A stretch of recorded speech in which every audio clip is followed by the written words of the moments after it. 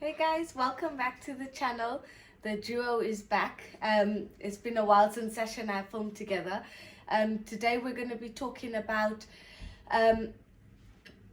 how to deal with difficult situations. So when our kids are not listening, how can we help ourselves and them get to the outcome that we want? So yeah, it's just helping you when they don't listen. How best can we deal with it? And yeah, as you know, this channel is all about pregnancy, conception, birth, kids, motherhood. So this is just one of the topics that I think I'm particularly in a stage where my kids go through phases of not listening and I get stuck and I don't know how to deal with it, or what's the next step, whether it needs a consequence or maybe there's another way of resolving it. So I think this discussion, will help me, because Sasha has different ideas, and I think we can help each other, because I think everyone goes through a phase of kids not listening, and for me it absolutely drives me insane. So that's something that I'm working on, because I don't want to lose it. I don't want to shout. I don't want that to be the way that they then going to model and mirror how to deal with situations. If something doesn't go their way, they're going to shout and blow off their top and stuff like that. And I know that that would be my first reaction, and I have done it in the past and I don't like it, and I've been working really hard to stop it. And I do have my off days where I just have to like breathe, and I do snap, but then I think with snapping, it's important for our kids to see that so that they can see how to fix it. But yeah, anyway, so let's talk about it. Okay. How? So in my case, first of all, when does Gregory not listen to me? Yeah, for example, just the situations, when would it happen? Yeah. In all honesty, lately, not so much at all.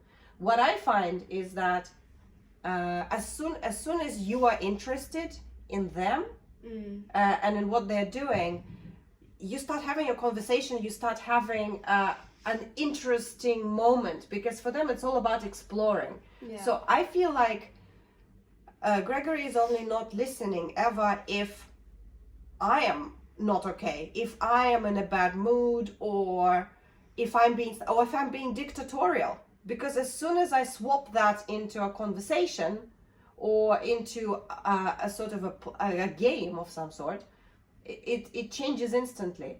So give us an example of when Zara, who do you want to do as an example, not listening? Well, I think with Zara would be maybe a better example, because I think Zaki's still young, and Yeah. there might be ways, and this is what we need to explore and get different opinions on how to deal with, because obviously it's different with each age group that they're in.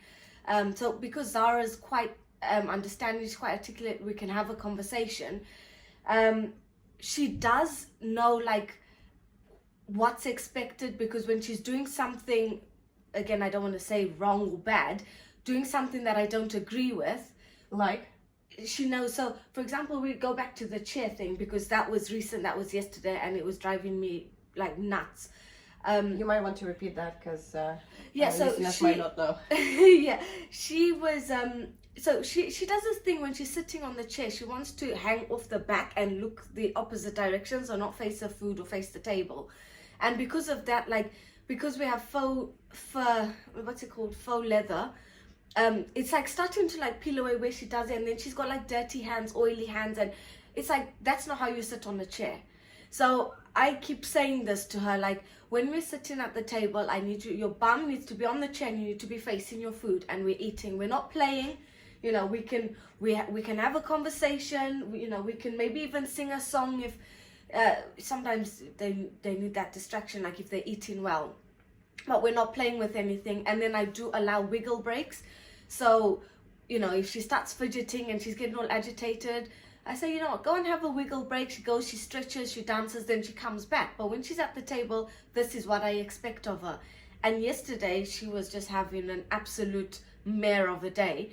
So she wasn't listening. And even at nursery, they said her listening this week hasn't been good at all. So I don't know what's changed, because we've been giving her more attention. We've been spending more time, quality time and everything. So I don't know if it's the more we give, the more she wants or needs, or there's something else. I don't know if she's overtired.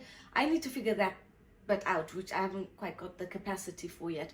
But yeah, so she hasn't been listening. So she kept wanting to swing around on the chair and hold it. And I kept saying, Zara, can you please face the table? Like, are you hungry? If you want to eat, then we need to face the table and eat our food. If you don't, you can be excused from the table. If So I you're not think hungry. the good thing to do is from the book I've read about It's Okay Not to Share, I think it's from that book, they do say always provide an alternative to the behavior. So that's one of the things that can help. So like, do you have too much energy? Do you want to jump around now and then we continue or do something? Or That's like the wiggle break. yeah, for example, the wiggle break, but to give an alternative to what they're doing. So that's the first thing. Then it's just from what you're saying. It's like, what consequence if you say, Zara, because then she won't hang off the back of the chair, then she'll find something on the table, then she wants to play with a fork, then she's putting a fork right, holding it upright right in the face, like, Mummy, you feed me. And it's like then it just starts adding up, and I just start getting frustrated. And recently she's been wanting more attention, like she wants me to feed her, or Yeah, well, I think it's that kind of thing. But yeah, she just for me- wasn't. for me personally, that's why I've created the 2 rules to simplify things for me. Like, if something is damaging property, that's when I step in to explain that is not okay.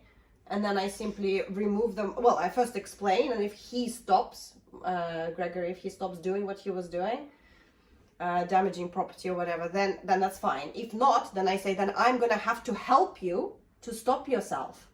And I'm going to remove you from this situation. And then I act. But everything else goes. Like, for example, you were just saying, this is what I expect of her. You know, this is you. On the one hand, you're giving her quality time. On the other hand, you know, you are the authority. But I think you have to have that level of authority as a parent. Sure, but an expectation. That's how you want her to behave. That's not how her little soul wants to flourish and be. But at the dinner table, she feels oppressed. So she will act out in all other ways. So as soon as you have an expectation of your child in any scenario, there will be pushback. There has to be, because they are your expectations. It's your life experience. It's how you want to sit at the table. She wants to do it differently. Okay, she's damaging the chair, but is it really damaging? Is it such a big deal? Like, this is where it's hard to come up. Like, you want a consequence. You want to have, like, the alternative to punishment for that. I would struggle to come up with that, because I don't think it needs to have one. Like, there is a reason she's moving and doing all of that. Yes, it's attention. Yes, you might be giving quality time. But if she feels oppressed in certain moments, this is the part. Or am I not good enough? Or do I need to rebel against this? And then she will rebel. Maybe it's other things. It's like, it's not really about analyzing. We're talking about her, how to stop her doing something. But kids are a reflection of us. It starts with you first, with me first. So whenever I notice that Gregory does something, like, oh, how did I behave that it has caused this reaction? Yeah. So there has to be other moments. But that's the thing. It's that like she feels to rebel, that she needs to rebel against. Because that's the thing, when she's not at the dinner table, when she's playing, she can play, we have quality time, like, I don't have any of these things. But at the table, there is this expectation of, because now if they start throwing food and stuff like that at the table. And that's not okay, you remove the food? Yeah, or you so remove the child from the table? Playing at the table, throwing toys, hanging off the back of the chair, and you know, even if it's little damage, the top of the chair is starting to like tear a little bit, or you know, it's getting ruined with food. There's no need, if we're eating, there's no need to be hanging off facing the other way. But it's you who is being not flexible. You're insisting on the table. Remove her from the table. Go to a separate table and say, now you're going to eat here. This is where you're going to eat, because you don't know, because you're choosing not to behave how adults and others at the table behave. Therefore, money has to help you to learn and to understand how it needs to happen. So that's your consequence without punishment. And so it's like, now you were going to have to eat at the smaller table here. But if that's what she wants to do, and then she always wants to eat there, then I guess it's teaching her to eat But nicely at that table. But then if she comes back to the other table, like, is that don't going let to her. translate? You choose when you allow for it to happen. Has she behaved according to your rules now here?